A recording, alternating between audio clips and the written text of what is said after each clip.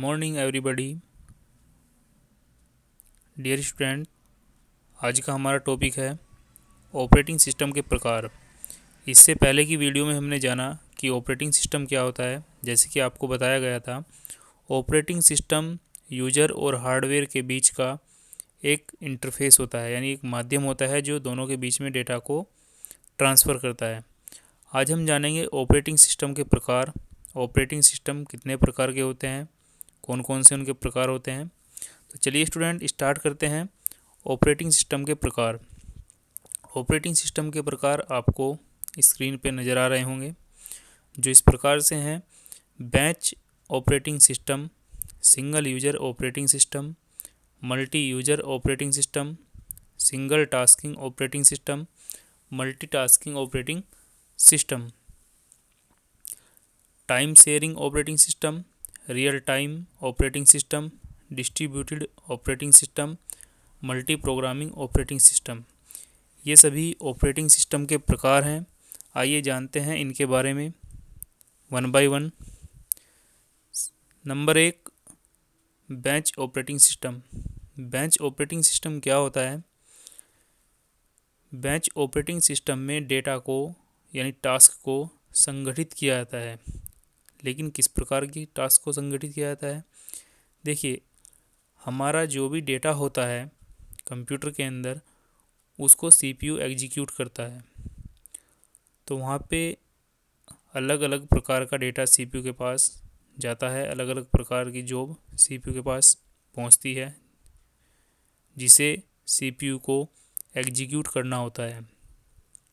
तो अगर batch operating system किसी पीसी में इंस्टॉल किया हुआ है, तो वहाँ पे जो प्रोग्राम या जो डेटा एग्जीक्यूट होगा वो बैच के रूप में होगा, यानी एक ही प्रकार की जो जॉब हैं वो इकट्ठा होंगी, संगठित होंगी, उनका एक बैच बनेगा। उसके बाद वो सीपीयू के पास एग्जीक्यूशन के लिए जाएंगी। जैसे कि आपको एनिमेशन में दिख रहा होगा, ब्लू कलर से C++ की टास्क दी हुई है। स्टार्टिंग में 4 टास्क स्टार्टिंग में है और 4 टास्क उसके बाद है जो सी लैंग्वेज की है। यानी यहाँ पे आपको 2 प्रकार की टास्क दिखा रखी है, एक C++ लैंग्वेज में है और एक सी लैंग्वेज में है। तो सी लैंग्वेज की जो टास्क हैं वो एक साथ इकट्ठा हैं और C++ की जो टास्क हैं वो एक साथ इकट्ठा हुई है। उसके बाद वो 1 बाय 1 सीपीयू के पास एग्जीक्यूशन के लिए पहुंच रही है। तो ये सब कार्य बैच ऑपरेटिंग सिस्टम के अंदर होता है। चलिए जानते हैं नेक्स्ट ऑपरेटिंग सिस्टम कौन सा है हमारा। नेक्स्ट ऑपरेटिंग सिस्टम है single user operating system. Single user यानी एक ऐसा ऑपरेटिंग सिस्टम जिस पे एक ही यूजर काम कर सकता है। सिंगल यूजर का मतलब होता है कि एक यूज़र। तो कुछ ऑपरेटिंग सिस्टम ऐसे होते हैं जिन पे केवल एक ही यूज़र काम कर सकता है।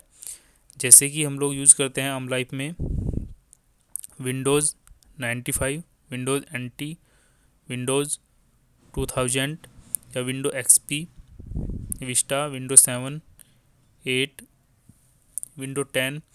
ये सब सिंगल यूजर ऑपरेटिंग सिस्टम है, क्योंकि इन ऑपरेटिंग सिस्टम पे केवल एक ही यूज़र एक टाइम में काम कर सकता है। नेक्स्ट ऑपरेटिंग सिस्टम है multi user operating system. Multi user यानी एक से ज़्यादा यूज़र, एक समय में एक से ज़्यादा user multi user operating system पे काम कर सकते हैं। यानी ये जो ऑपरेटिंग सिस्टम है एक समय में एक से ज़्यादा यूज़र्स को काम करने की अनुमति प्रदान करता है। इसका उदाहरण है यूनिक्स और VMS।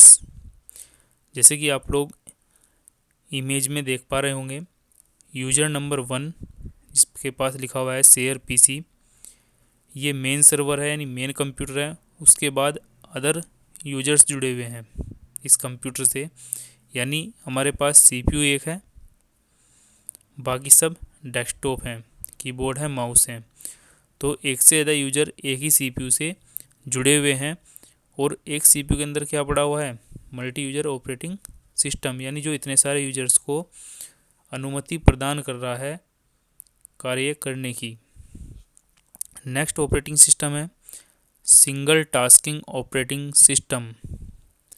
सिंगल टास्किंग का मतलब एक समय में केवल एक ही प्रोग्राम चलाया जा सकता है। सिंगल टास्किंग ऑपरेटिंग सिस्टम में एक समय में सिर्फ एक ही प्रोग्राम चलाया जाएगा या एक ही काम होगा।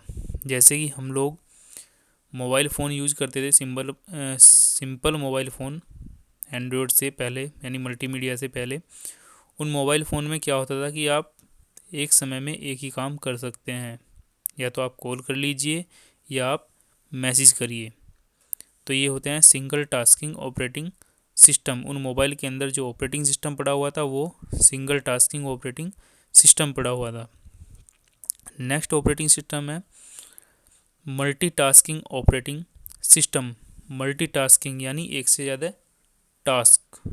इस प्रकार के ऑपरेटिंग सिस्टम में एक समय में एक से अधिक कार्यों को संपन्न किया जा सकता है, यानी एक ही समय में एक से ज़्यादा कार्य किए जा सकते हैं। जैसा कि हम आज के समय में करते हैं, अपने पीसी पे हमने वर्ड भी खोला हुआ है, यानी MS वर्ड टाइपिंग कर रहे हैं।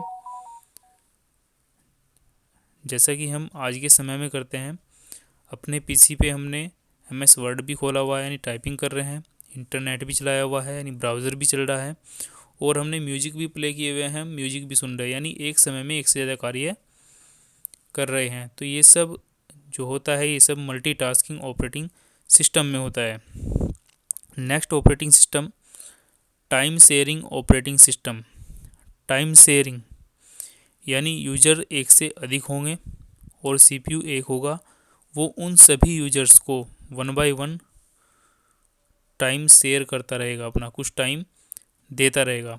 इस प्रकार के ऑपरेटिंग सिस्टम में एक से अधिक यूजर या प्रोग्राम कंप्यूटर के संसाधनों का प्रयोग करते हैं। कंप्यूटर अपने संसाधनों के प्रयोग हेतु प्रत्येक यूजर या प्रोग्राम को समय के साथ एक छोटा भाग आवंटित करता है, जिसे टाइम स्लाइस या क्वांटम कहते हैं। जैसे कि आप लोग इमेज में देख पा रहे हैं, CPU टाइम शेयर कर रहा है सभी यूजर्स के साथ। यहाँ पे 6 यूजर हैं और CPU क्लॉकवाइज घूम रहा है।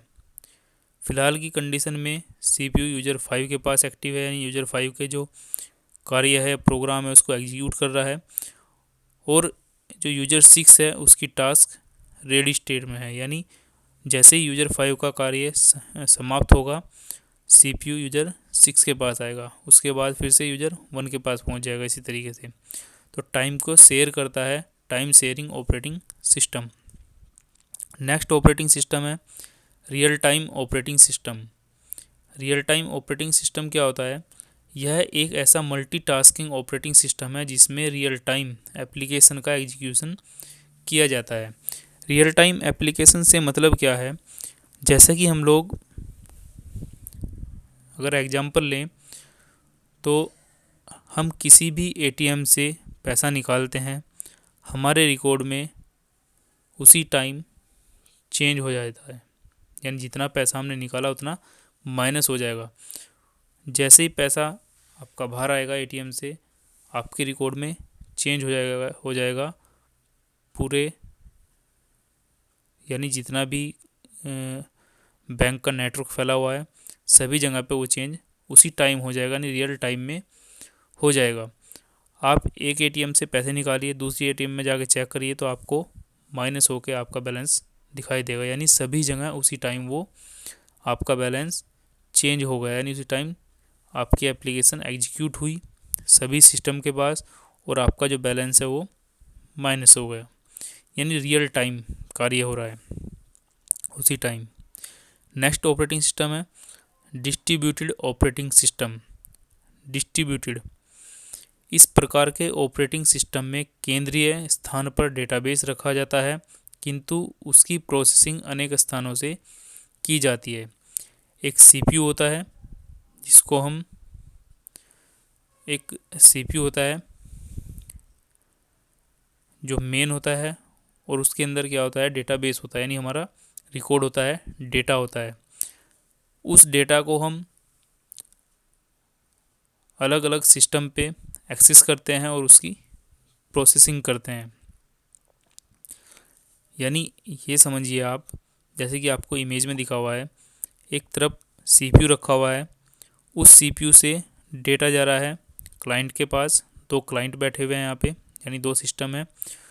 सीपीयू अलग रखा हुआ है, डेटा अलग है, और उनके पास पीसी अलग है। वो लोग क्या कर रहे हैं, उसके डेटा को एक्सेस कर रहे हैं और प्रोसेस कर रहे हैं, उसको एग्जीक्यूट कर रहे हैं।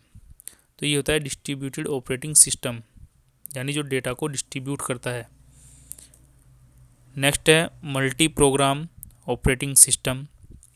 इस ऑपरेटिंग सिस्टम में मुख्य मेमोरी में एक या अधिक प्रोग्राम लोड होते हैं जो एग्जीक्यूशन के लिए तैयार होते हैं।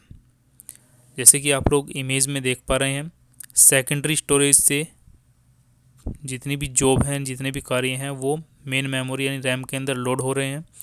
रैम के अंदर job A, B, C, D, ई और एफ, ये सभी जॉब रैम के अंदर अवेलेबल हैं। फ़िलहाल के समय में जॉब बी एग्जीक्यूशन पे है सीपीयू के पास, बाकी की जॉब वेट कर रही हैं एग्जीक्यूशन के लिए। तो ये होता है मल्टी प्रोग्राम ऑपरेटिंग सिस्टम, यानी एक से ज़्यादा प्रोग्राम को ऑपरेट करने वाला सिस्टम। एक से अधिक प्रोग्राम को लोड किए हुए हैं, पहले प्रोग्राम को एग्जीक्यूट कर देगा, उसके बाद दूसरा जो प्रोग्राम है वो एग्जीक्यूशन के लिए पहुंच जाएगा। डियर स्टूडेंट्स, आई होप आपको आज का टॉपिक ऑपरेटिंग सिस्टम के प्रकार क्लियर हो गया होगा। अगर आपका कोई डाउट है, आपकी कोई क्वेरी है, तो आप लोग कमेंट में पूछ सकते हैं। आपके कमेंट को क्लियर किया जाएगा, उसका रिप्लाई दिया जाएगा। हमारे चैनल को सब्सक्राइब करें ताकि आपको हर एक वीडियो की नोटिफिकेशन मिलती रहे। वीडियो को वॉच करें, लाइक करें और शेयर करें। मिलते हैं नेक्स्ट वीडियो में नेक्स्ट टॉपिक के साथ। Thank you.